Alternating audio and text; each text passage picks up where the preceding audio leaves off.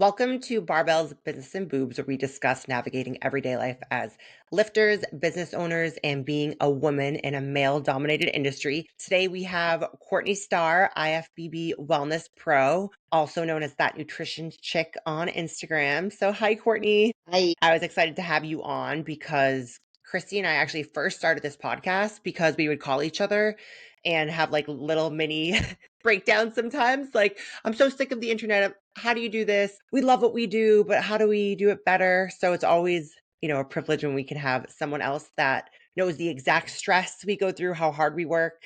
And funny story was your boyfriend told Anthony the other day at the event we were at, like, I guess we're very similar because you don't stop. You have trouble sleeping because you can't stop. And on Sundays, you do all the things that you didn't get to. So you never relax. yeah, Carlos is definitely he's made comments about it too. Like him and Anthony will be like laughing together in the corner about like something specifically I said that you said like the exact same thing, or Charles mentioned specifically like he just wants to have like a down day, but I'll just fill our schedule or like my schedule with things, and it's just you can't help it. Yeah. Christy and I laugh about that because she's also like the same way. And we said having a partner helps us kind of chill out. But it's also like I've been living with Anthony now for a while and we're both work from home. And now I'm more like not in the honeymoon phase. And I'm like, okay, let me work back to work. So I have to kind of remind myself. Yeah. So where are you from originally? I'm from Central Oregon. So I grew up on a 200-acre ranch. We basically bred horses and showed them. We had a world champion named Zip Code. I did rodeo pretty much since the day I could walk. My biological father's a bull rider, and I grew up very, very country doing. We actually had a whole like petting zoo, and we did pony parties and pony rides at the county fair, and I did horse 4-H and pig 4-H and high school rodeo and all that. That's I think badass. that you lived my dream childhood. Although I'm so scared of horses, but that's definitely like my dream childhood to like have the land and animals and all that stuff. But like, did you move from Oregon to just straight to Vegas, or you move around? No, I actually, when I was 17, I joined the Navy and I left. My parents had to sign for me. So they were actually a little bit worried about my trajectory because it was like this joke in my family that I was going to go be a pig farmer in Wyoming. And my parents wanted more for me than that. Nothing, I mean, it's honest work. I loved pigs and I loved horses and rodeo. And like my dream was to live in my horse trailer, like the big living quarters horse trailers, and go to the NFR. And there's people from my hometown that did the NFR and won really big rodeos, and it was just the cool thing to do was to go to Texas or Wyoming. And so I was kind of falling into that, and my parents were like, "Oh my gosh, she's gonna get like knocked up and live in a horse trailer." So that's why they were like, "Hey, maybe you should join the Navy." Because my dad owned a CrossFit gym, and he was like, I was getting really kind of competitive in that. I was doing regional competitions, and I was doing really well, and I was getting strong really fast, and I like picked up on the gymnastics of it pretty good. So I was definitely kind of going that way, and that's kind of how I trained for the military as well. And so yeah, that's I liked challenges, and they psychologied me into the military for that reason. Did I didn't you know Yeah. that. growing up? Yeah, growing up, were you like? I might have missed this. Like, have to work like a lot, like to take care of the animals and. Yeah, dude, yeah. And I think that's part of where like a lot of my like discipline when it comes to fitness and everything comes from. Like that's like a farm and then the military is just a lot. 'Cause like I wanted to play sports in high school and middle school. Like I did volleyball, I did basketball, and I loved it. I got my first job when I was like 14, the tack repair shop, like repairing saddles and doing leather work and de-hairing horse blankets and all that. And then I actually ended up working at Dutch Bros for a little while when I was in high school too. I graduated a year early. And so, like, my counselors messed up and I just didn't really say anything. So I hit all my credits and then I was deuces. I was at the rodeo, right? But I kind of just, I was working and I was trying to do sports. And then with the work on the ranch, there was no time. Like, my parents had no sympathy. Like, I would get back after sports practice at like 7 p.m. It'd be dark in the middle of winter and snowing. And they'd be like, all right, chores are waiting, you know? So I got so tired of like picking up frozen horse shit on the ground and like taking care. We had 50 horses at one point. Like, the water buckets would freeze and I'd have to go thaw them out and pick up the poop and, feed some of them. And then, I was doing rodeo too at the same time as sports. So then I'd have to go work my own horses. We had a covered arena, but it was like really cold and just late at night. And so I ended up stopping sports because of like just the work and everything that it took with the ranch and then also rodeo too. Yeah, I bet you would have been good at strongman. I know you're probably really good at CrossFit too. We call those people farm strong, where they just walk into the gym and like are super strong. You know, like did you just feel like you had a natural ability for athletics or strength? Yeah, for sure. And I did like I trained at a CrossFit gym. I actually did some powerlifting competitions in the military, and I did good for my weight. So it was I don't know that much about powerlifting, but you know where there's the kind where they factor your weight into the winner, so like your Mhm. body weight versus how much you lift. It I was did a Wilks. Wilk score. Yeah. Yes. Yeah. Yeah. So I did great with that. And I think too, like there were times where I've gone back and forth. Like I love bodybuilding, but I'm like, God, this is so stupid. Like in a performance-based sport, I love performance-based sports in where the winner, it's based on their capability, not just a subjective version of how they look. So even though I'm a professional bodybuilder and I've been doing this for so long, it's like that's always been in my head. Like, gosh, because I think there's so much value in that. But I played around with some strongman stuff and tried to do it, and it's really fun. I like that kind of training. But at the end of the day, it's like what led me to bodybuilding was the look. Like even CrossFit, I loved it. I loved training that hard. I love the abilities that you're able to do. But my body, I didn't like the way that it looked. I mean, it was all traps and shoulders. Like I was looking a certain way, and I was like, holy shit, like it was crazy. But that's what steered me to bodybuilding was I wanted more control over the aesthetic.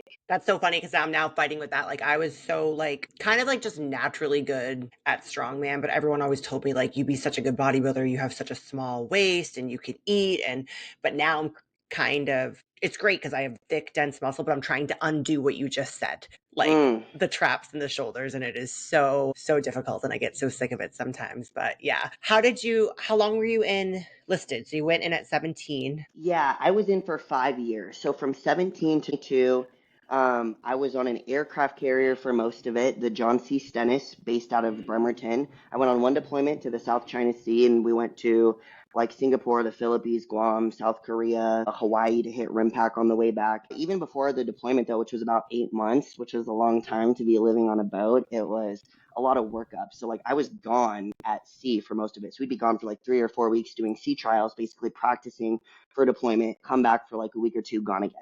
And it was pretty cool though. I remember, when I was 17, I went through boot camp and A school and all that, and I got to the ship, and I don't think I really realized what I did until I got there. I was like on a bus, on a contractor bus, going to the boat for the first time, and I'm like looking at it, and I just remember thinking, what have I done? Like I walked on, I crossed the brow, I saluted on, and I'm looking at just this hunk of metal because it's like just it's so different. There's pipes above your head. I'm short, so it wasn't an issue for me, but the ceilings are all really short. There's the big hangar bay and then the flight deck, and you're sleeping in a berthing with 200 people. A very small rack. Like you have nothing more than a locker to put your stuff in.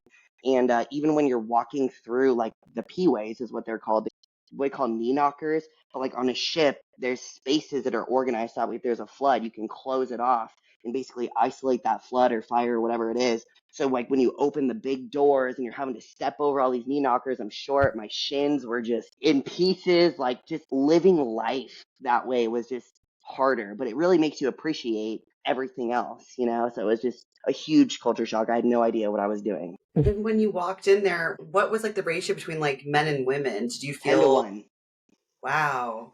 Yeah, it Yes. was insane. And especially as a teenager from like a small town that grew up on a ranch, like I didn't understand sarcasm. So like I had to learn fast. Like I got eaten alive when I first got to the boat. It was absolutely insane. But it was a good experience though, because I'd never been exposed to like that kind of diversity of people, coming from all over the country, all ages. I mean, I was 17 when I enlisted, but there were people with bachelor's degrees that were going in enlisted as well that were in their 30s. So it Wow. was just a huge, huge culture shock for sure. So that is 5 years. How did you get into bodybuilding or decided you wanted to? I dated a guy from the boat, a very short lived, but he was into bodybuilding and I actually went and watched one of his shows because I was still kind of training. I was trying to train CrossFit style in a normal gym because that's the only thing I knew how to do.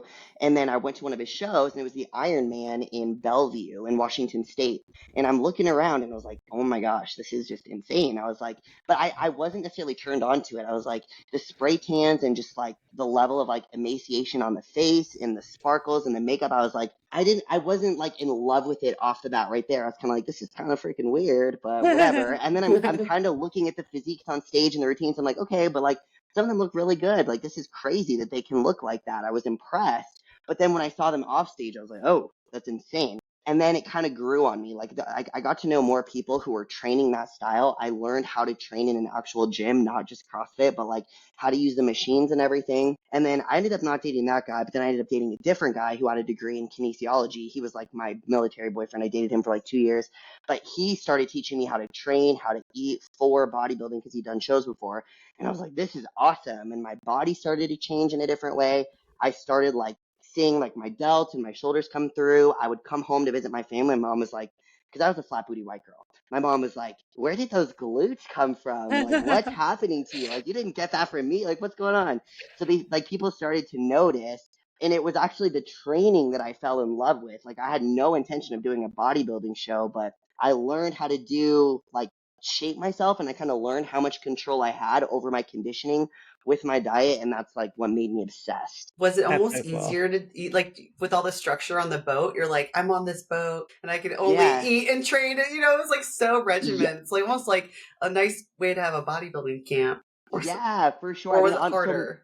it was hard because you don't have control over what you eat. Like, I had tuna Oh, packets in my yeah. locker, but like you're being fed whatever they give you. And actually, Right. one Chow person hall. wrote a letter. Yeah, so like an aircraft carrier is big. If I would have been on Okay. a smaller boat, it would have been a lot harder because there were several gyms, but like you're only allowed to use certain gyms at certain hours because the chiefs and the officers would have their hours that they were allowed and nobody else was allowed in there. So you had to like work around that. And then even just the resources and knowledge, like I would have my friends who were on shore send me thumb drives of Dana and Bailey because I was still learning how to train. So I'd plug the thumb drive into my laptop and like watch her YouTube videos and like listen to that and like use that as a reference for how I was training on the boat because I still didn't know what I was doing. And you don't have internet really. Like there's certain internet hours for enlisted versus officer. So it's a whole different thing. But what they ended up doing on one of the mess decks was giving us like healthy food because people were complaining about it. Like one of the people wrote a letter to the captain and was like, dude, we need something better. And they put chicken breast on the forward mess decks, chicken and rice and like a salad bar every day. So you always knew at forward mess, that's what they would have. So that's pretty much just where I went. I wasn't measuring or anything. I was just eating as much as I could. I actually took mass gainer on deployment because I was trying to get huge. I bought mass gainer powder from bodybuilding.com and was like chugging it, trying to get big. Do you know how much weight you gained in a amount of time? Like, None. Dude, oh, literally yeah, yeah. zero. So I was taking, this is what's crazy, and this is what just blows my mind about bodybuilding, is it's like when I first started, I felt like I was making progress, but my weight wasn't actually really going up. I did mass gainer, and my weight was at like, I think 128 pounds at that point, and it wasn't going up, and I was drinking the shakes, and I was like, damn. Like my goal was to kind of fail my ready, like they do your measurements, right, and they test your BMI, and my goal was to fail because I was so heavy, but my measurements and my run time smoked everybody's. So I was like, my goal is to fail like the weigh-in, and I never did. But it's kind of crazy though how the mindset shifts because now, like after years in, like people were insulting me. They called me an upside down triangle because I had traps and shoulders first because CrossFit. So like my upper body definitely came in before my lower body, and people talk so much shit. And I didn't have like fake boobs or anything, so like I had abs, but they called it like a turtle because like the joke was like my abs would stick out farther than my chest. CrossFit abs. Yes, that's what I'm saying. I Mhm. really had that look. And I didn't even care when people were talking shit. I was like 20. And it's just crazy. I think about it all the time. I don't know what happened, but somewhere between 20 and like 25, suddenly I felt insecure. Suddenly I wanted my weight to be lower and not higher. Suddenly I was more focused on what other people were saying was affecting me more. And I don't, you know what I mean? It's just crazy how your mind changes with time because I wish I would have kept and held on to that mentality for Mhm. longer. I think I'd be a lot further along right now, but it's just weird. It's weird how that happens. It's I, interesting you I say can that. relate, Yeah. yeah. I can relate too because I was always a strength athlete, or I was actually a cross country runner. So, like you, Courtney, I was really skinny. And I can remember once I was done with collegiate rowing and wasn't like running 10 miles a day and trying to gain muscle, it happened really quick. And I was so confident and so excited. And then, same, I think when I was like 27 ish, that's when I started to become like all of a sudden, like I never really had body issues. All of a sudden, I was confident and now I'm not. And now it's funny because bodybuilding is just all a Right. mind game. But now in off season, I'm like struggling with things that I struggled with when I was that age. And I like, it's even hard. It's like hard to leave the house sometimes because I feel so fat and like, yeah, but I get it. So it's weird how that can kind of happen with different sports. But when did you first compete? How old were you? I was 20, and it was actually 4 weeks after I came back from the 8-month deployment. So I was training really hard, and I got back, and then I was at one of the base gyms, and there was a girl there. She wasn't active duty, but she was like a contractor, and she was always at the gym. She was shredded, and I was like, dude, I want to do a bodybuilding show, and you're just so shredded. I was like, can you help me? Like, what do I do? I don't know. How do I diet? And what she did was she handed me a printout, like a piece of paper that had a diet on it. And she's like, there's a show in 4 weeks. Follow this and just show up. And I was like, what? I was like, seriously? And she was like, yeah. And I was like, are you sure? And she's like, well, sometimes you got to just put yourself out there. You got to go. You're going to do great. So she handed me it. I followed that diet for 4 weeks. I think I dropped like 12 or 14 pounds. So I started like 128. I think I got down Oh to my like gosh. 116 or 114, and I was competing in figure. And then she gave me this guy's number who lived like an hour away. It was like an hour and a half away. So I lived in Bremerton, and there's the Puget Sound. So I had to drive around this big body of water to get to Seattle. It was like an hour drive. Kirkland's right over there, and there was a posing coach. And I started posing like twice. So I drive an hour twice a week to go learn how to pose for the show in 4 weeks. It was a drug tested show. It was a WNBF show, and I ended up winning my class, which is a natural show. Like, but I had muscle. That's the thing. And like, I couldn't hit a lat spread great. Like, I didn't fully understand posing, but it was good enough for government work. So I showed up. I won my class. I took second overall. I borrowed a suit. One of the girls I used to CrossFit with also used to compete, so she let me borrow her suit. So it was completely like borrowed. Like, I took a diet that was written for somebody else. I didn't do anything for peak week. There was no change. Like, I just literally showed up. And I remember, like, a few days before the show, I was like, gosh, I don't really know if I'm lean enough. And then the guy who was helping me pose was like, well, did you cut carbs? And I was like, no. He's like, did you add carbs? I was like, no. And he's like, maybe you should cut carbs for a couple days before the show. And I was like, that's stupid. I'm not doing that. I like carbs. I'm not going to do that. And that was literally my mindset going in. But it was all those people being nice to me, the posing, like, I paid for it, but it was a very low price, and I drove all of my way, and, he was just very nice to me. The girl who let me borrow her suit, like, the girl who encouraged me to do it, like, there was just so much support around it for that initial experience that I think that is what got me really hooked on it. And even when I went to compete, I stayed with a girl who was also doing the show that the posing coach introduced me to, and she let me stay with her for free and kind of help me. She was a pro in the OCB in figure, so it was just like, I feel like that first show experience and how it goes really kind of sets the tone for your journey going forward. That's so funny. I love that you just jumped into it. That's kind of like how I was with strongman. It's so funny. Awesome. Okay, now kind of catch us up. Like, did you instantly catch the bug? And then how did you? And I don't even know how you got to Vegas. So I want to hear all of that. Oh, yeah, yeah. So when I got out of the military, so I went around to different, like, they send you to schools all the time. So, like, I've been to NOLA, I've been to California, I've been to Florida. I went to rescue swimmer school actually in Jacksonville, Florida, and that was really hard. So I got a bunch of skills through there. And then when I got out of the military, I was actually married. I married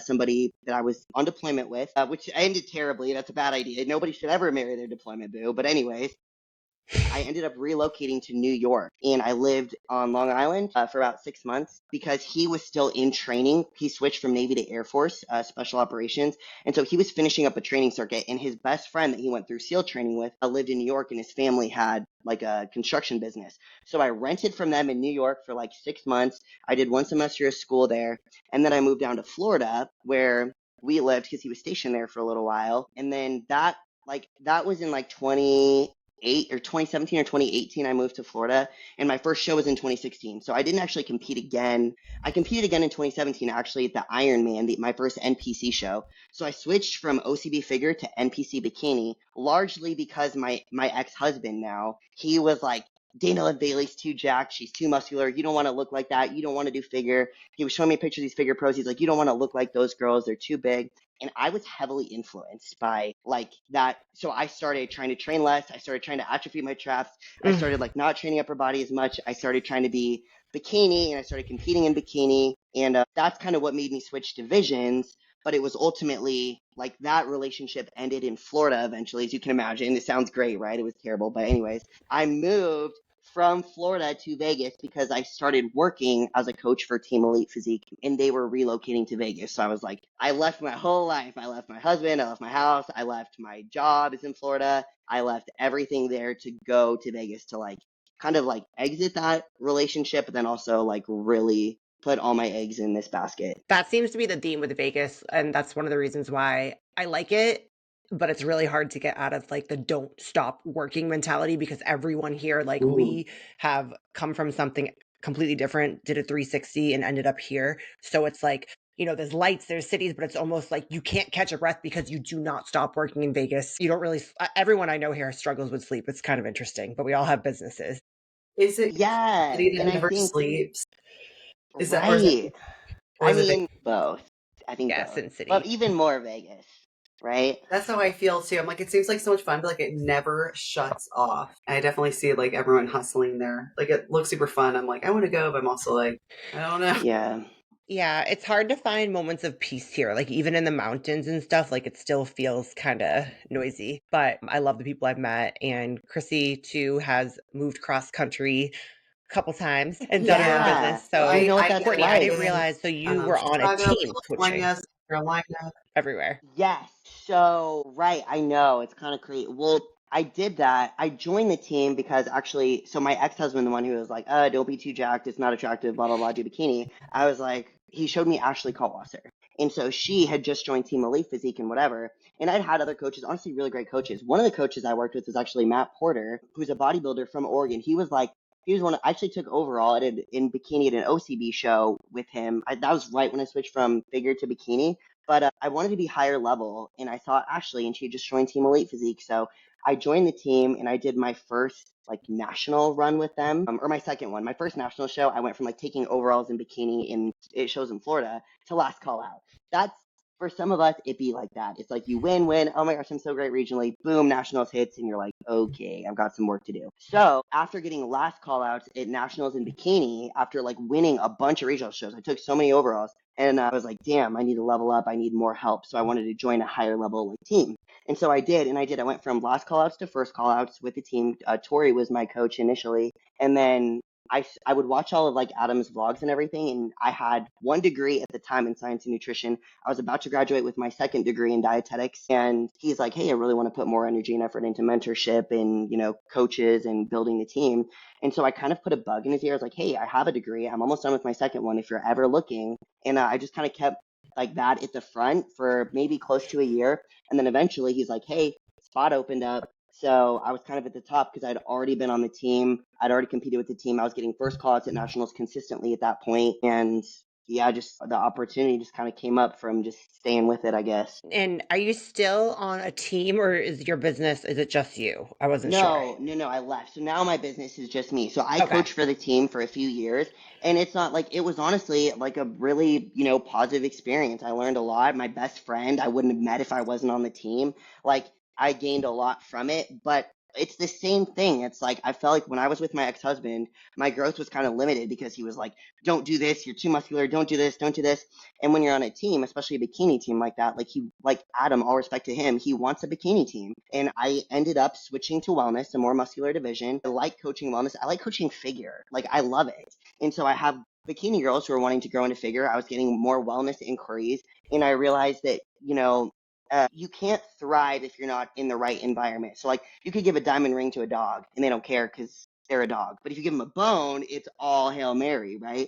So for me, it's like I wasn't in the right situation to grow the way that I wanted to. So now it's like I'm coaching wellness, I'm coaching figure. I feel like I'm doing much better. Like, being able to be 100% by my principles. Because even after being in the military, I'm very, very comfortable with the chain of command and just, yes, sir, do what I'm told. And I Mhm. was very much that way working for the team. Like it's 100% his way. He's successful, whatever. And I don't necessarily like it's hard to say because he's successful and like it's an amazing business. And I don't think that I'm any better or smarter or anything. But like we all are unique individuals and we have our way. And I like my way. You know what I mean? Not to say it's better or worse. Does that make sense? Yeah, I Yeah, think that's well, one of the best things. Yeah, Chrissy and I also especially, work yeah. for ourselves. Well, you're also Yeah. attracting your people, your clients, the clients you like to work with, what you're most passionate about. Everyone has their own styles, and it's just interesting to hear that. Like, okay, so do you feel like before, like you were really good at taking orders and doing what someone said, do this, this, and this?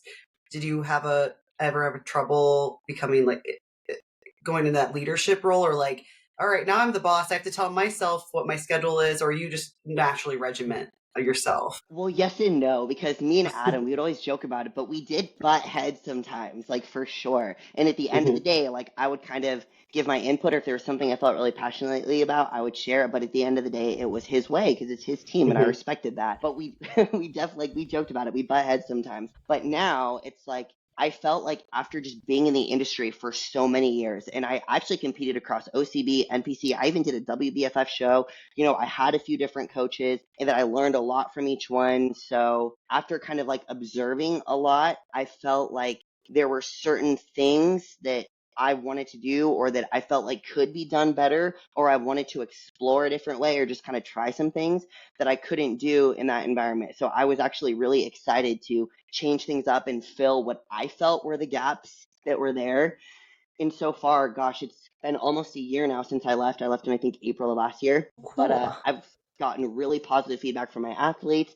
I did my first team show and we crushed it. I felt like all the things that I really wanted to prioritize on show day and with a team show in that community environment, like it worked like a well-oiled machine. And I didn't expect that because of your first time, you expect it to be pretty rocky. But I feel like I just have so much experience in like organizing things and events, and I don't know, that came pretty easy, I think. Yeah, it looks like you did a really good job at the events I've seen you work, and something that stuck up to me, like I knew I liked you. Well, we met at the gym randomly, and I remember, I'll never forget this. Christy, you're gonna laugh. She literally, I asked her how to use a glute machine.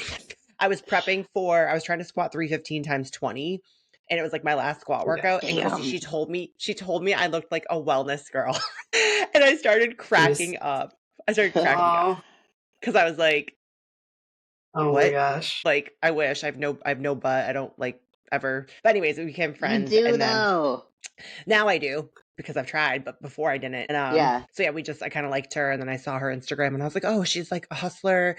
She does all these things. And then it was at Legion's when I saw you whip out your laptop. You're coaching all weekend, and it was a Monday morning. We had the event for Better Bodies, and you like whipped out your laptop and you were talking, and I was like, oh, do you use Loom? I was like, oh, I use that too. So I just knew you were a good coach. I knew you were a good coach because I feel like, and this is a general statement, but I do feel like, it's so overly saturated with male coaches, and males, they don't always like, they're good at their job. But as women, we take on the emotional side, and Loom, you talk to your clients like you're really invested. So that just made me think very highly of you, because Christy and I often talk about how much we care as coaches, and sometimes how hard that is, because, if you're going through your own prep or your own personal stuff, it's like sometimes it's just a lot. So how many clients do you typically keep on your roster, and are they all competitors? They're not all competitors. Right now, I've got close to 60, which is pretty comfortable for me. When I was working for the team, I would have even much more than that. And I feel like it's like you said, you care so much. And I feel like I do get so heavily invested in the Loom videos.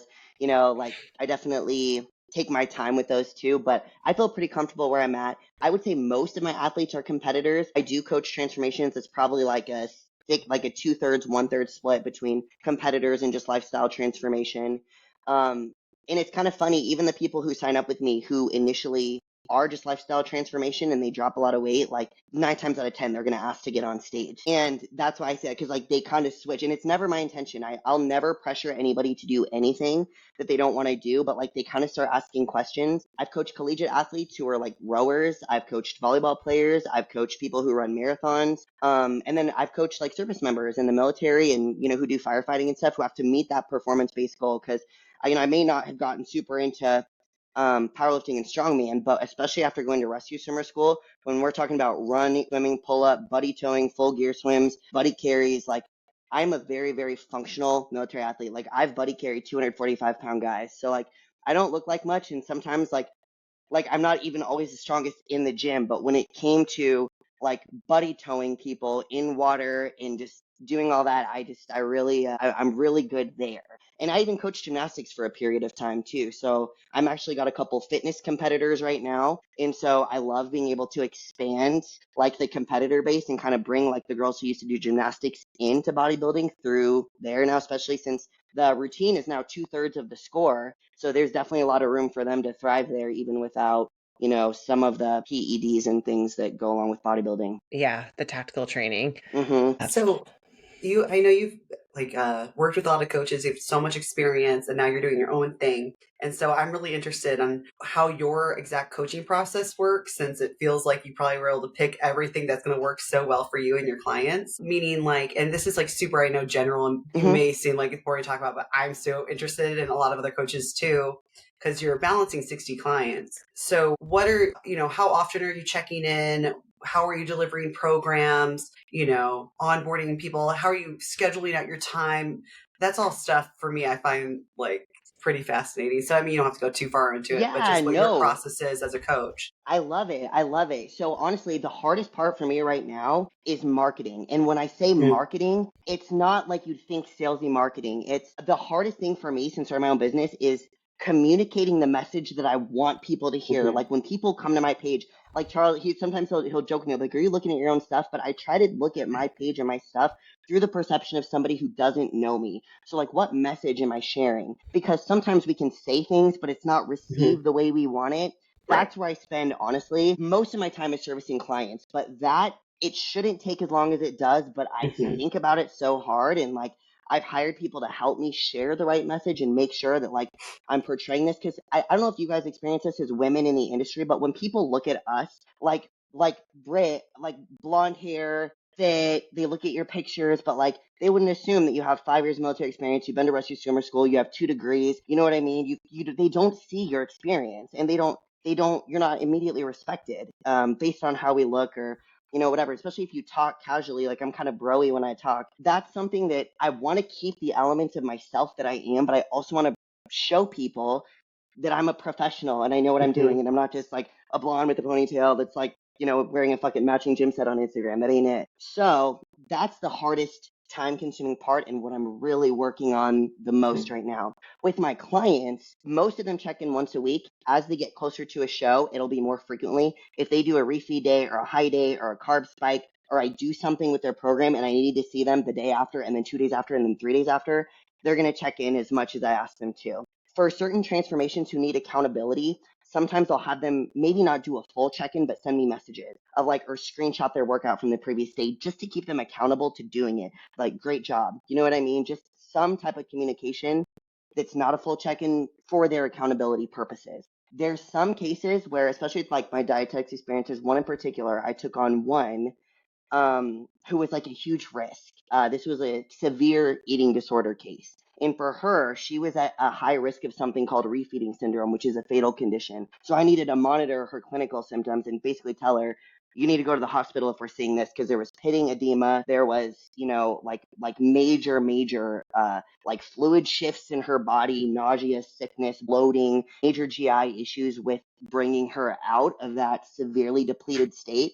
And so for her, I had her check in daily. I was like, I need to hear from you daily. I need your appetite. I need your sleep. I need you to send me pictures of your feet. Like, it was like really intense. And the thing with her and clients like that is like nobody else would take her. Like, this is kind of funny. I was her last resort. Literally, I talked to her mother as well, but it was like, they're like, you're our last hope. She was almost hospitalized and put on enteral nutrition. And so because I have my background in dietetics and we talk about malnutrition and coming out of that so much from so many different clinical perspectives, I have a little bit more comfort taking on those ones. And also, like, I knew it was going to be a lot of work when I took it on. But now, here we are 6, 7 months later, and she's applying for jobs. She looks healthy. Her body weight's better. Her abdominal distension is much less. She's actually training hard. She's putting on a little bit of muscle. Like, her interactions with her family are better. Like, you know what I mean? So like the reward, every client is so individual. And even the ones like that are more work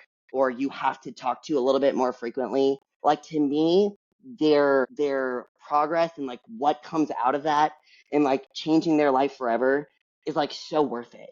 You know what I mean? So Yeah. it's like I have a set way, but at the same time, there's so much flex depending on what the person needs. Yeah. Do you have because obviously, I mean, you have a lot of clients, it's a big job. There's so many different elements going on that you have to pay attention to. Do you have like certain hours or boundaries that you kind of put up? Because like you're someone who really cares, right?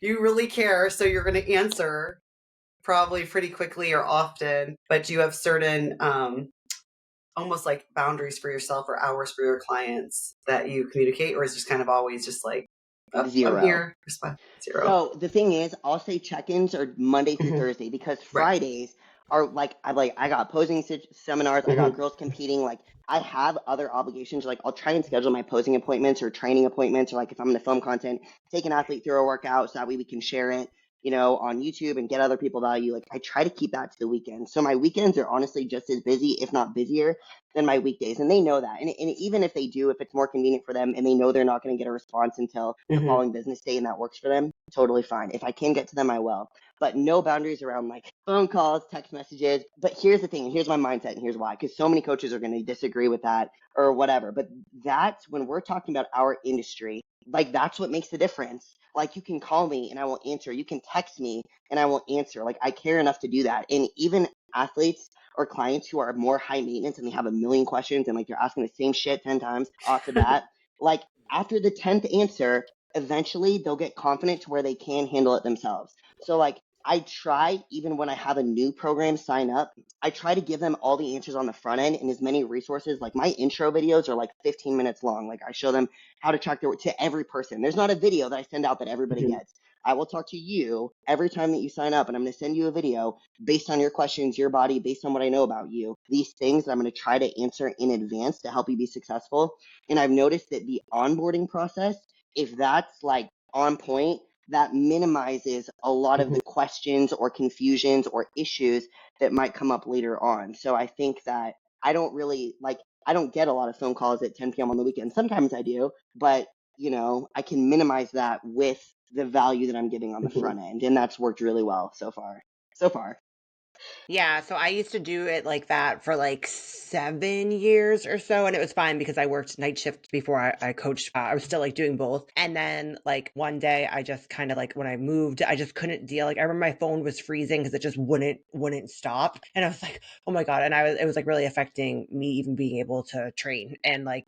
I didn't have it 2 seconds to myself. I felt like I had like a million kids. So I did WhatsApp for business. I have like an automatic reply that way people know my hours and my phone's always on do not disturb. And I still, like, people always tell me like you have the quickest responses ever because I'm still always checking it. But there are certain times like I try to leave my phone downstairs at night. Otherwise, as a coach, it's like I'm waking up and before, there is obviously certain nights if I have someone doing a weight cut that like, yes, I'm going to set my alarm for 3 a.m. so I can check on them and stuff. But a lot of times I notice that like it just makes me a better coach if I just like have more boundaries. So if you ever need help on that front, let me know. Just because I do feel like it's one of those things, like I wasn't even going to be able to have a relationship if I didn't have any sort of boundaries. So if you ever want to, and Christy's good with boundaries. She talks to her clients a lot, like we do too, multiple times a week for competitors. Yeah, So it's just that's why I'm so interested to always talk because it's like, are people, how are people balancing this? Because as a people pleaser and someone who cares, I want to answer a lot and stuff like that. But also, if I'm training for competition, I don't want to accidentally see my client, just a non-emergency question for my client. Oh, I want to respond, So, and the same thing with anything like Instagram DMs, all that kind of stuff. So I'm always so curious to figure out what other people are doing. And also, because too, I think with bodybuilding, well, this is with powerlifting as well, you can just send someone a template. With bodybuilding, you hear about coaches who have 1,000 clients, and you don't really know what's going on in the background. Is there a ghostwriter? Is there the assistant? Are they sending you something else here that, because there's probably a lot of people who are maybe not as serious about the sport, who want to get in the sport and think they have this great coach, but you never know what kind of service they're getting. So it's good to hear like someone, I'm sure there's other coaches too, but like in the industry, like really cares and is so responsive too. But also I'm like, I have focus modes on my phone and and that's why I like WhatsApp for business. Cause I'll be like, I can put that one on do not disturb after this amount of time and stuff like that. But it's definitely a balance. It's like, and it's good to hear other perspectives too. Yeah, I mean, yeah. I think setting boundaries is really healthy. And I know that that's something that maybe I will need to do whatever, but that's where I think, like I said, when I say marketing, I'm really just talking about content because I found too, like the number one thing I'm stressing about at night and why Charles thinks I'm crazy. He's like, you're always working. It's not necessarily because clients are reaching out to me or I'm getting messages. It's because Mhm. I put this pressure on myself of like the Mhm. frequency and like I said, the message that I'm sharing. And I feel like it's gotten better and it's gotten easier with time, but like I remember the most valuable college class that I ever took, honestly, was part of my dietetics program, and it was about communicating with patients. And it was literally, for me, that's because I was in the military, dude. Like I used to be a hardcore coach, like not like telling people like, oh, just deal with it, but like I would give them this military style motivation. It was in an attempt to show them that there's what I call real problems and then bikini girl problems. And so a huge part of what I do, because bodybuilding is all mental, most sports are all mental, is differentiating a real problem from a bikini girl problem. But I would do it in a way that was too harsh. It was too much. And so communicating empathetically and hearing people's issues and helping them overcome them and sharing a message that was going to empower them versus make them be like, oh my gosh, I can't do this. That was a huge learning curve for me. And so even right now, as I'm going through and even posting Instagram stories or posting, like I'm very active on Facebook. I post on my Facebook group. Honestly, Facebook has been even more valuable to me than Instagram, from, just communicating with people in a raw and unfiltered way, because Instagram is very largely based on vanity metrics. So I'm trying, like I'm copywriting every day, long copy posts, sharing a message that's deeper than a photo. Even if I'm just posting a photo, there has to be a message there. Even if it doesn't get as many likes, even if half the people don't read it, the people who vibe with you and who are going to buy from you and who are thinking about working with you are going to read it and get value. So I feel like I minimize my questions, and even like my people who work with me, I'm constantly sharing to everybody messages based on their questions, based on what they're sharing with me in their check-in. I might send an email on it or do a video on it, or like every time that they're sharing something with me, I try to give value to the masses, because a lot of other people have that same question or experience, and it minimizes like the individual work that I have to do. And then, even then people who don't work with me or people who are maybe thinking about it, they can see how I solve those problems. So that's where it's like, that's where my focus is right now, in like the evenings or the night times or on the weekends. I'm stressing about what to post. Do I have something to share? Do I not? Like, what am I going to post? Like, what's my message? Does it sound good? Am I being perceived? Like, am I sending it in the way that I want it to be received?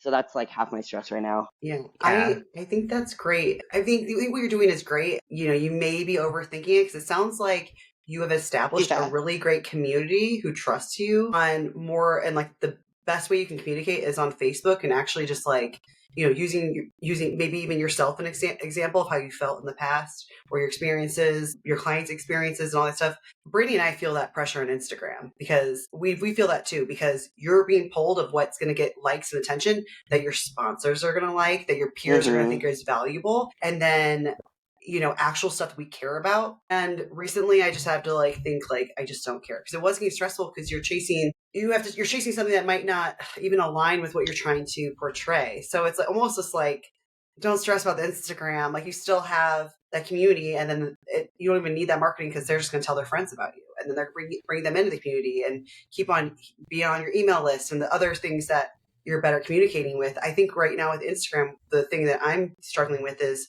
I'm seeing this content that, because it doesn't have to be always educational. You yourself are inspiring. People want to be like you. You've already achieved so many things. They want to go on stage and look like you and feel like you and be as confident as you. But, I forgot where I was going with that. But you're already the marketing. Now I go to Instagram and I feel bad being like Gen Z, but these Gen Zers with like their like really dark lighting and crazy music and just like this like almost insane joke I don't understand. Yeah. Like, I'm a nerdy anime like fitness girl, or something like that. It was like different things that I'm just like, I guess I'm too old for this. But I'm like, I can't try to chase that. That's not me. That's not my clients. That's not this. So it sounds to me that you're doing a good job of actually connecting with your clients and being on top of that. But yeah, I feel like that the problem is the app and what it's pushing. And I guess we all got to figure out how to communicate better on it, because it's like, hey, like, we know what we want to communicate, but it's like speaking a different language almost. Yeah. So we kind of have to interpret it into that, saying it's all these things. But lately I'm just like, I don't care. Because it is stressful, and that is how I started. That's how I got my clients, because Instagram at first. I feel like that.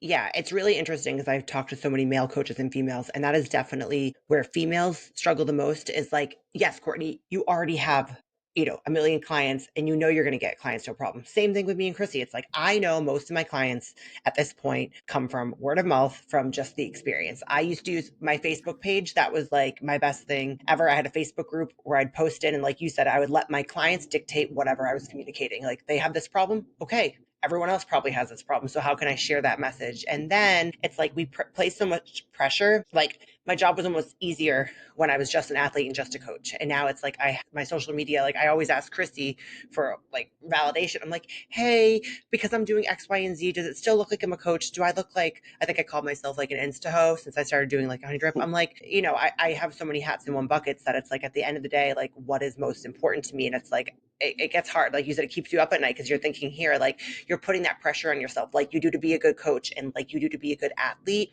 It's just another bucket. And it's the world we live in. And it's extremely, extremely hard to do everything that we have to do as business owners. Yeah, it is for sure. And I think too, I really like what you said, Christy. That is like very powerful because you're right. It's like it's more than just like when I say marketing too, I'm talking more about just like giving value, like giving free Yes. value, sharing the right message. But it's like people, a lot of times as a coach, like people do want to be like you, or they like what you're producing, or they like what you're saying, and that message is resonating with them. So I've really been trying to get away from the vanity metrics. Even it's like there's so many Yeah. memes about like I like you put hours into like this one reel for it to get 70 Oh, yeah. likes. It's like, but you know what? Those Yes. 70 people are the real ones. You know what I mean? So Right. I'm really trying, and like when I'm looking at my page now, outside of just the followers and everything, I'm like, like I had to kind of explain to Charles too, because he's like, are you just like looking at yourself? And I'm like, no, I'm trying to genuinely see like what is my message? Like I'm trying to feel my message. Like I'm looking at my page and like if I were somebody who'd never seen me before, am I showing them the value beyond what they see on the surface? Like how would somebody know that I did these things, or I've coached people through these problems, or I have this specific experience. Like I said, even with my dietetics Hmm. background, I have a little bit more clinical knowledge and experience than Hmm. maybe your normal bodybuilding coach. So I'm a little bit more comfortable with gout, PCOS, even like severe eating disorder cases, diabetes, like overcoming things like that. And but people wouldn't know that unless you tell them. But you have to tell them in a way that's like not like a silly pitch. You know what I mean? Yeah. So it's a whole thing, but I think you're right though about like sharing even your own personal experience.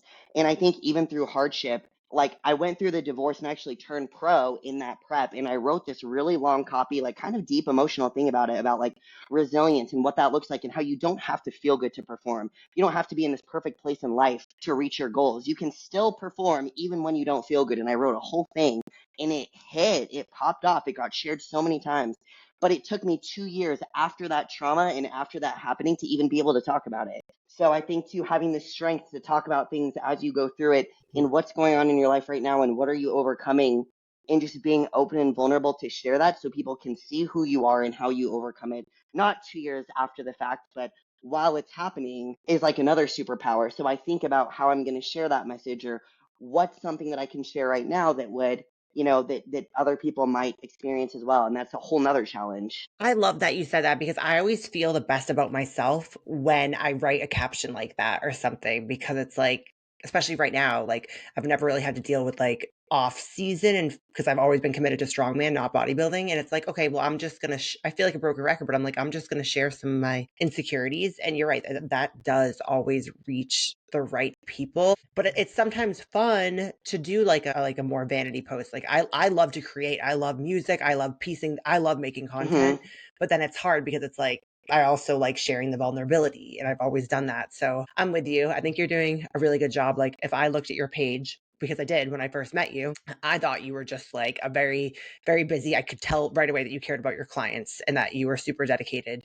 I think at that point you were on the team, so it was like linked to the other team's page. Hmm. But no, I think you're doing a really good job. So what I have so many questions too, but if you could Okay. kind of just walk through it, I'm always interested to see people that do what we do. I know there's no such thing as like a typical day, but what does kind of like your day to day look like in terms of being able to answer clients, fit in your workouts, film something, make meal prep, all of that? Yeah, no, for sure. So a typical day is, I would say on a day like today, I woke up at like 7:30 ish in the morning, 8. I'll have my meal one. I like to kind of have a second in the morning to just like have my breakfast, make my coffee like before I'm talking to people. Because on Loom, you know that it's like I really prioritize bringing a certain energy to my check-ins. Like I have like this coach mode where I'm just in problem solving. Like I don't know if you've ever had this happen, but have you ever sat down and looked at a check-in? Like maybe it's super late at night, and this is where I may not get back to somebody till the next day, and I'm looking at the problem or what I'm gonna adjust, and nothing is coming to me. I'm like, it's just not there. And then the next morning, like I said, I'll go through and I'm like, I know exactly what to do.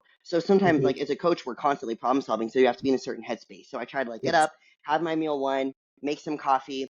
Like I'll kind of look at what my workload is for the day. Usually check-ins will take me anywhere. Like if I start at like 8 or 8:30, 9:30, 10:30, 11:30, 12:30, most of the time I can be done in like 4 hours. But on a long day, like if people are having problems and those videos are 10 minutes, like I've been doing check-ins until 3, 4 in the afternoon, like straight. And that's like one superpower that I have is like I don't have the thing where I can't focus. I can sit in front of the computer for 8 hours if I need to and not move. And like that's where I have to really think about like myself as an athlete. Like what's my step count? I have literally been in front of the computer for this many hours between check-ins and video editing. Like I need to go do something else. But I'll do all my check-ins. I always put that first. And then I'll usually have meal two, either like when I'm almost done with check-ins, depending on how long it takes, or like if like noon one rolls around, I'm like, okay, it's time to get meal two. I'll finish the rest of my check-ins after. I'll eat meal two. Then if I get all my check-ins done at a decent time, I'll try to post a couple things. So I try to post every single day on Facebook to my main page, every single day in my Facebook group. I try and post every single day to Instagram, but it's also tricky because if I feel like the content's not good enough, or if I'm just trying to pull something out of my ass, I'm not going to post it. Like I'd rather post nothing than something half done. But I try to post every single day on Instagram, and then I do send out email broadcasts. I try to do that anywhere between 1 to 3 times a week, and that's kind of like just long copy, just based on like a message that I thought was valuable or that lots of people could benefit from.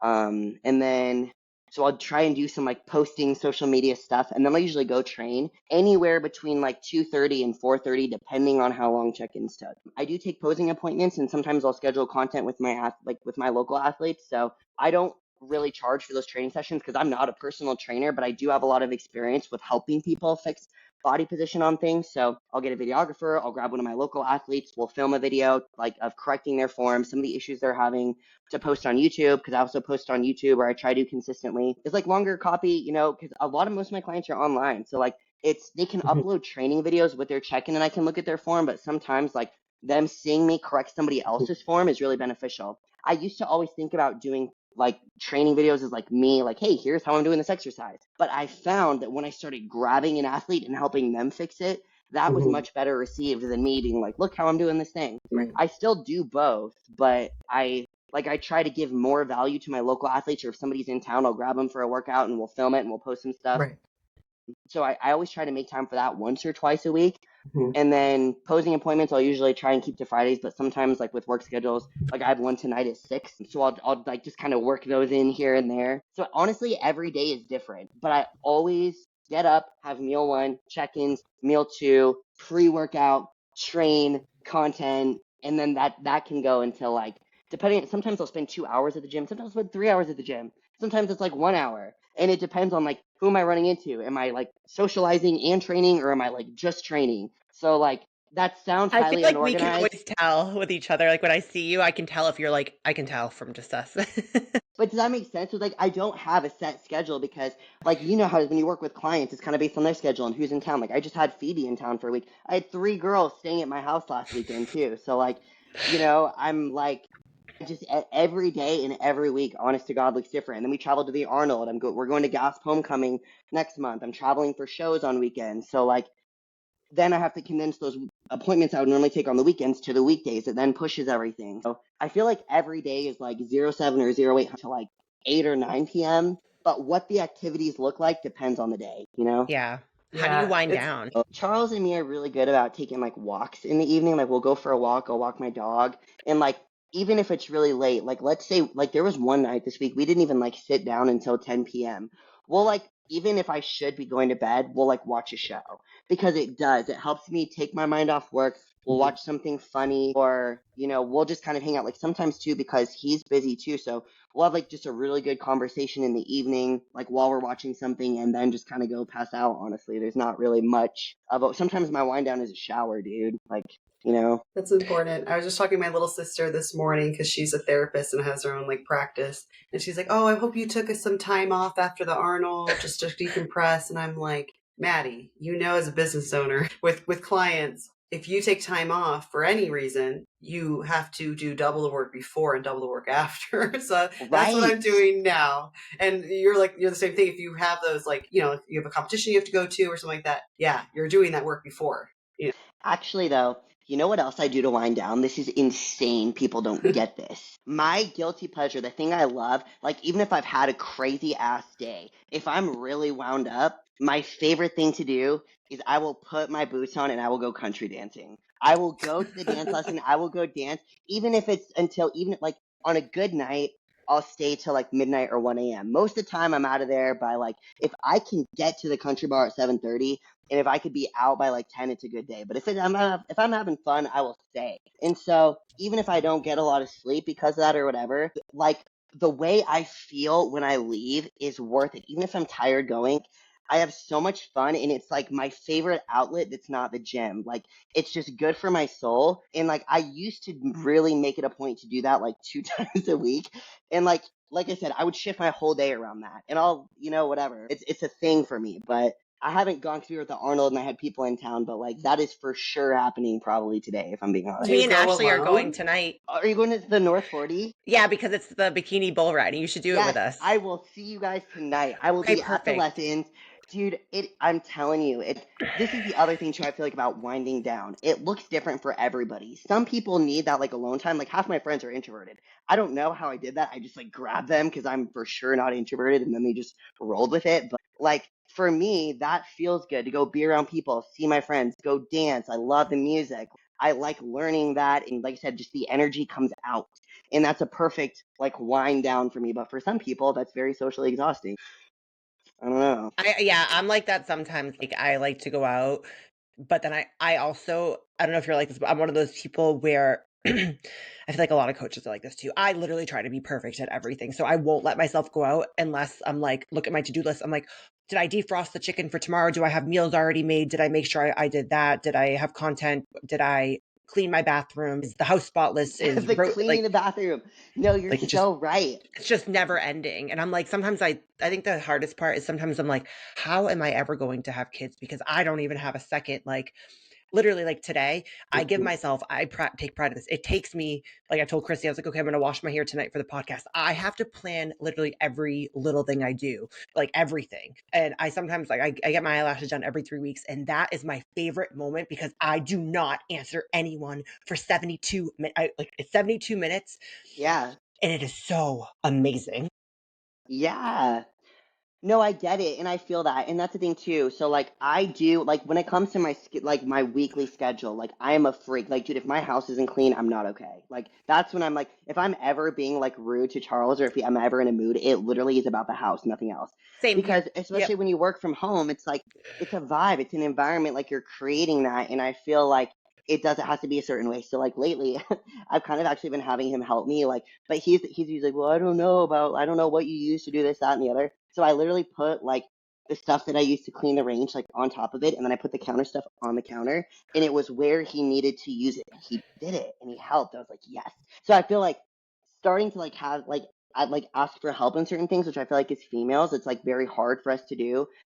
But asking for help where it's needed. And this is where like I coach and I have this business, but like my best friend is starting to come in and coach with me together. Good. We worked together before we were best friends. We lived together at one point. We're completely different people. Like our personalities are complete opposites, but we're both kind of hillbillies. She's from Colorado, so like we vibe on a lot of things. And but even asking her for help and like starting to integrate her with like some of the content, some of the posting, and like in the group that I've, been working on building, like having her contribute to that a little bit more, I think helps a lot. And I think because of my like kind of like I took a lot of leadership courses in the military because I made rank really fast. I've learned how to like delegate and where to ask for help and where I can handle things, and like I feel really good about, like, not even with, I mean, obviously she's amazing at what she is. She's an amazing coach. And it's like, but some people, like, I'm really good at seeing a skill set and where that could be utilized to help. And even with my athletes now, like on my team page that I've been also trying to be really consistent with posting on, like they send me training videos. And if something looks really good, I'll be like, hey, can I post that as like a reference or like cues for other people?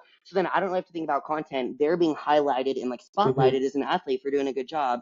So I'm also like starting to use them, and like even for posing coaching, I've got one girl that I turned pro, and I've got another girl who's like very close, and she's got amazing presentation. It's always her feedback. So I'm starting to push her some of the posing, because then that's also building her up in the industry. She's getting skills. I taught her how to do it. Like I had her practice on me. We spent a lot of time with like specific cues, because she's also not from here. Her first language is Spanish, like getting over the language barrier and the cues of posing, but she did the work. And now I've been able to help her.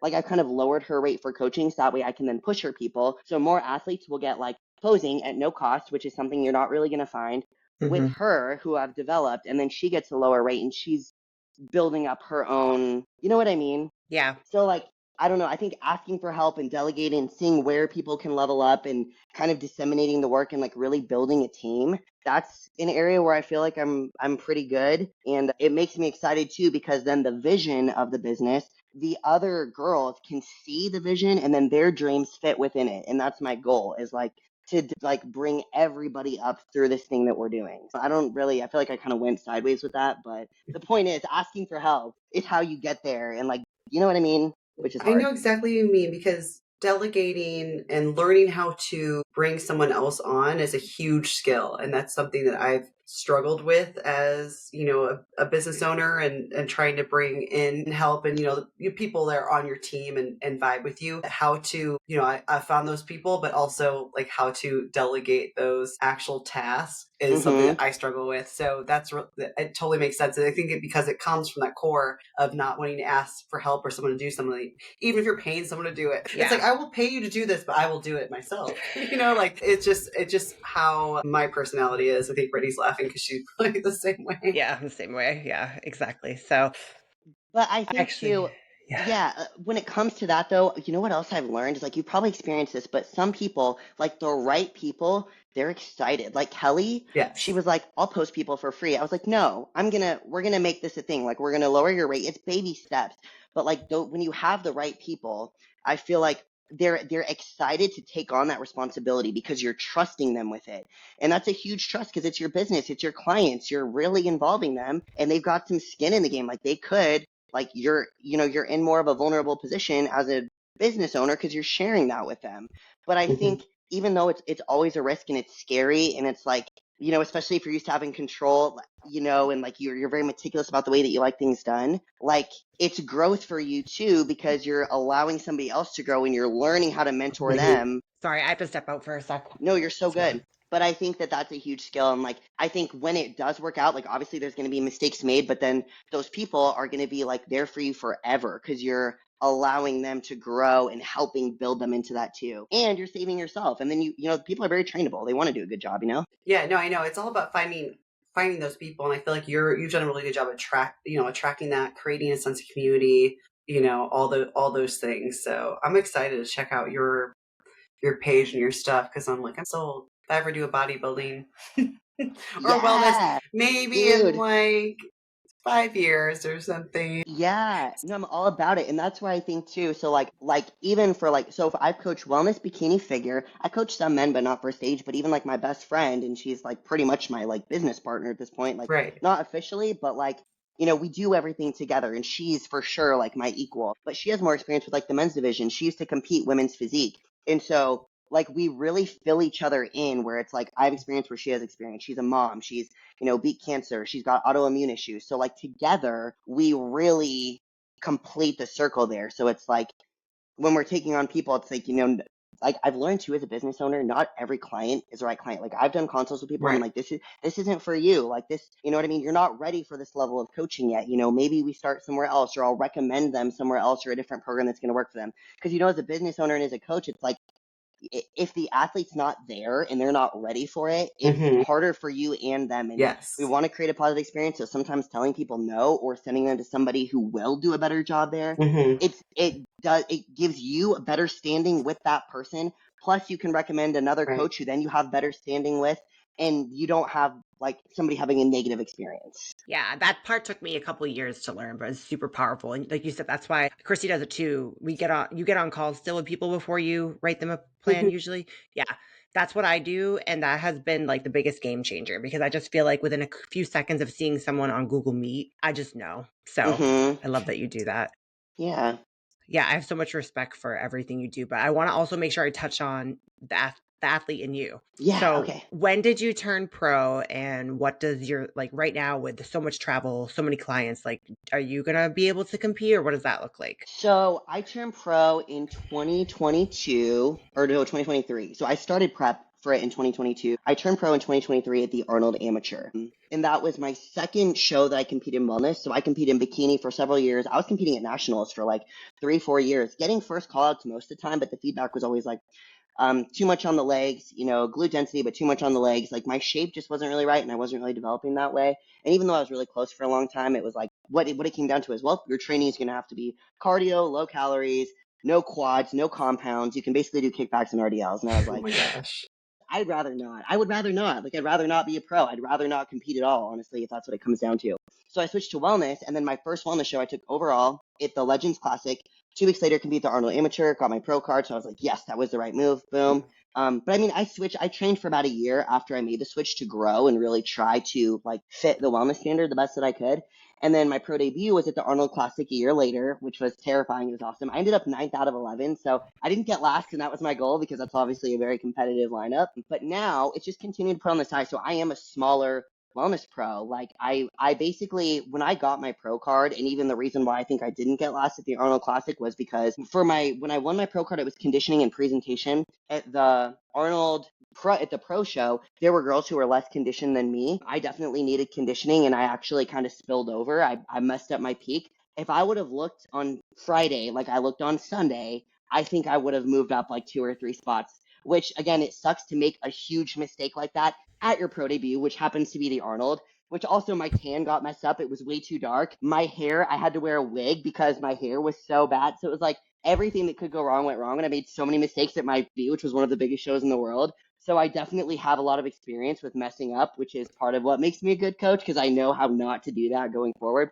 But going forward, after making all those mistakes, my main focus is like density and just trying to get huge. So right now, this is the first time in my bodybuilding career, besides when I was like 20 years old before doing a show, where I'm like, this might sound a little crazy, but like, I'm like, I don't even really care if I get a little fat. Like, I just want to be bigger. Like, I want bigger legs. Like, I want my shape and my density to be there. I want it to be such a dramatic transformation. I want quad veins, like, honestly. Like, I would like to see veins in my quads next time I die. That's very important to me. So it's like just getting the density and getting the size. And like I said, I'm not skipping meals. I'm 100% like I'm pushing food. I'm pushing intra-workout carbs. I'm pushing my training as much as I can. I might. So my coach actually said he wanted to potentially do a show in November, which I feel like I'm not quite there yet. We'll see what I look like in July. But with traveling and all that, I've done it dieting so many times. I'm honestly not worried about it at all. Like, I've never had an issue staying on plan. I've never had an issue with getting all my training in, getting my client check-ins done. Like, the only thing that suffers when I'm traveling like that is sleep, which is important for recovery. But it's not, in my experience, if it's like a weekend for traveling for shows and coaching, like if you get 3 or 4 hours of sleep for a couple nights, it's not a make it or break with your physique. You know what I mean? If you're conditioned like you need to be, it's just something you just kind of grit through. But yeah, you don't need really sleep when you're dieting. Yeah, it's just you don't really sleep anyways. So if I can be ready, November would be the show, but I have to be big enough. So that's kind of where I'm at right now. I love that. Yeah, I give you credit because I'm doing the same thing right now. And man, I will take starving and dieting and not doing cardio over getting all my meals in right now because I've never really felt like I have like less energy from eating so much and I'm trying to push to 200, and it is very difficult. Yeah, and the biggest thing I've noticed with the off season and pushing food like that is I'm actually really sleepy. So part of my problems with my schedule is like I'm a power napper. Like I won't nap for like an hour during the day, but like dude, 20 minutes being horizontal goes a long way for me. So it's like just being tired and like then it, like even going to the gym sometimes I'll be like, oh my God, I'm so tired. Like, how am I going to do this? I always do it and I always push hard once I get there, but sometimes it's just like getting in the car of like, I'm just so tired. I'm a sleepy bear. And that's been a new challenge. So it's fun though. Awesome. Well, I again have so much respect for you, how you run your business. You're always busy. I guess if there's one like piece of advice you could leave someone with or want them to know about you, what would it be? Is this like an athlete or like a coach or just literally for Either or, anybody? whatever you want. So the biggest thing I would say when it comes to like athlete and business and everything for somebody who's just starting, or maybe you're not really sure exactly what you want to do yet, or if you're early on in your career, is to just keep an open mind and take every opportunity. Like I was given the opportunity to go get a dive certification and I said yes, just to figure out, like I said, how much I like diving or swimming. Wasn't for me, but I know that now. And I tried CrossFit. I did do, a powerlifting competition. I did do regional CrossFit competitions. I went to rescue swimmer school with the Navy. So like I said yes to all these opportunities. I coach gymnastics and all of those experiences have contributed to my confidence in what I'm doing right now. So I think just like letting your soul guide you, what makes you feel happy, what makes you feel fulfilled, what kind of training do you like, not overly focusing on the look that you want, but literally what like how do you want to walk around all the time? What makes you feel good? What do you like lifting heavy? Do you like, running? Do you like powerlifting? Do you like being strong as shit and freaking people out? Like, figure out what you like and then go that way, no matter what social media or what looks cool or what's popular right now. Because what really makes somebody special, I think, is when they're really, really good at what they do. Like a really good pianist or a really good bodybuilder or a really good singer. Like you can tell when somebody is just passionate and masterful of their craft. So you got to find what that thing is by experiencing a lot, and then that will guide you into your thing. I love I that. love that so much. Yes, that is. And obviously, you are mastering your craft and setting a good example. Okay, last question, unless Christy has some more, but it's super fun. And I love to ask people in bodybuilding this. No, You I'm have excited for this one meal for the rest of your life. What is it? Pizza. Okay. Any Specific. specific Dude, kind? I love pizza. If it didn't make me fat, guys, pizza is my cheat meal of choice. I love it with the pineapples and everything on it. Pineapples. It's the worst for you though. It's literally carbs and fat. There's a little protein, like it's not good for you. It's really not. So it's a hard one for me because that literally is my cheat meal of choice. Like 10 out of 10 times. I've self-disciplined and like I'll eat pizza right now in the off season maybe once or twice a month, but I'm not doing that every week. But I think too though the less frequent makes it even more special. But yeah, I would have pizza if I could keep my physique and just eat that forever for sure. And then where can we find you? What's your Instagram handle, your website, all of that? So my Instagram is that nutrition chick. My team page is All Star Physiques. So I kind of use my last name as like Courtney Starr, but the Star in All Star Physiques only has one R. I have a YouTube channel. It's just going to be my name. It's going to be Courtney Starr. There's some numbers in there or something. I'll put it in the show link. Yeah, and then me and Sam also have a YouTube channel together that is Stacked and Jacked. That's something we've had for a little bit longer where we're just training and eating and doing best friend stuff. I love it. Awesome. Well, thank you so much, Courtney. Chrissy, did you have any questions that I maybe didn't I'm ask? just excited to give you a follow. I want to know all the things and see all the YouTubes, but I really appreciate it. I feel motivated now to, get more work done. Good. I I'm know. excited. I'm excited. Thank you. And I feel like this is really fun. Like I do, like eventually we should all do something outside this too, because I want to Yes. hear more about you guys too and like what fills your cup. Because I know for me, I know you guys know this on the really hard work days, but like sometimes all it takes is one really nice comment or one Yes. one message from a client that's like, wow, you really helped me. And then all the stress goes away, you know? Mm-hmm. But That's anyways, so true. I love those. thanks guys. Thank you so much. Bye. Bye.